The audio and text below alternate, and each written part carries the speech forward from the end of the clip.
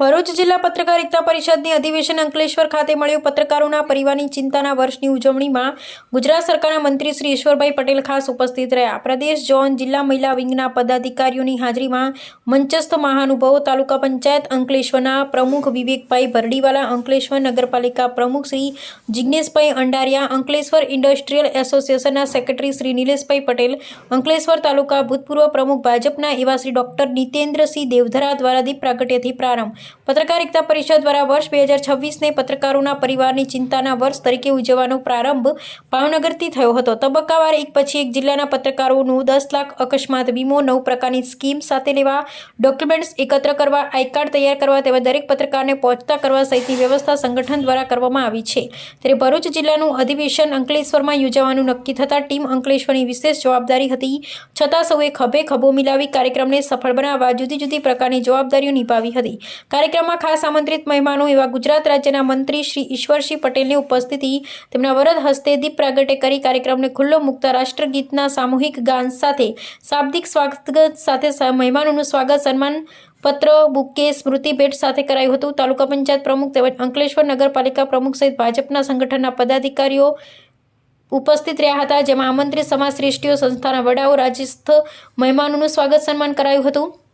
મંત્રી શ્રી ઈશ્વરસિંહ પટેલ દ્વારા પત્રકારોનું યોગદાન, સમાજ પ્રત્યે જવાબદેહી, રાષ્ટ્રના વિકાસમાં ભૂમિકા તેમજ છેવાડાના માણસ સુધી સંદેશા પહોંચાડવાનું કાર્ય પત્રકારો નિભાવી રહ્યા છે। વગર પગારે દુશ્મનો પેદા કરવાનું કાર્ય એમનું સ્વમાન અને સ્વાભિમાનની લડાઈ બની જાય છે। પ્રદેશ અધ્યક્ષ દ્વારા પત્રકારોના જોખમી કાર્યો વચ્ચે પત્રકારના પરિવારની ચિંતા કોણ કરશે? જે પત્રકારને સરકારી કોઈ યોજનાનો લાભ નથી મળતો તે સહિત આ સંગઠનમાં જોડાયેલા તમામ પત્રકારોના પરિવારને 10 લાખના વીમાથી સુરક્ષા આપવા પત્રકાર એકતા પરિષદ પત્રકારો પાસેથી એક પણ રૂપિયો લીધા વિના પ્રીમિયમ ભરી રસીદો તેમજ આઈ કાર્ડ પત્રકાર સુધી પહોંચતા કરવા સુધીના ચિંતા કરે છે। ત્યારે ભરૂચ જિલ્લાનું સૌથી શ્રેષ્ઠ અધિવેશન સફળતાના શિખરો સર કરી ગયું હતું।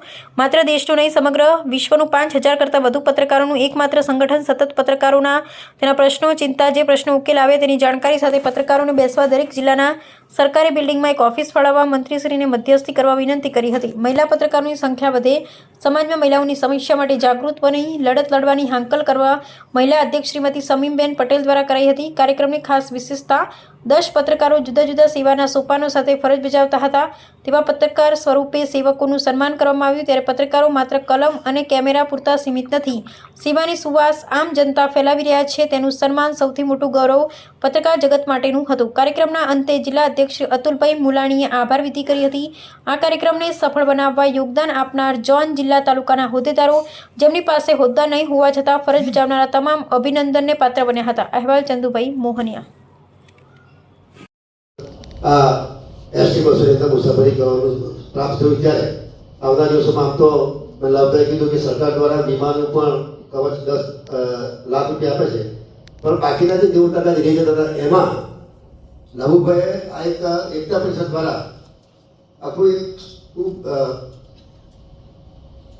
એકતા પરિષદ આખું ઊભું કરીને દરેક પત્રકાર મિત્રોને એનો લાભ મળે, વીમાનો લાભ મળે, એના માટે શૈક્ષિક સંસ્થાઓ, અધૂરી ગૃહો પાસેથી પૈસા એકત્ર કરીને આ તમામ લોકોને પણ 10 લાખ રૂપિયાનું વીમા કવચ મળે પ્રકારની કામગીરી કરે લાભભાઈને અને એમની આખી ટીમને। આજે ભરૂચ જિલ્લામાં પ્રથમ કાર્યક્રમ એવો છે કે આપણે માહિતી ખાતાના હોલમાંથી બહાર નીકળ્યા છીએ। 2-3 કાર્યક્રમ છે જે આપણે માહિતી ખાતાના હોલમાં થયા છે, પણ ભરૂચની બદલીમાં અંકલેશ્વરને ચાન્સ આપ્યો અને અંકલેશ્વર તાલુકો ભલે રહ્યો પણ વ્યવસ્થા સૌથી સારી છે। એટલે આયોજકોને અભિનંદન આપું છું, એમણે જે સ્થળ પસંદ કર્યું, પાર્કિંગ સહિતની સુવિધાઓ પણ છે।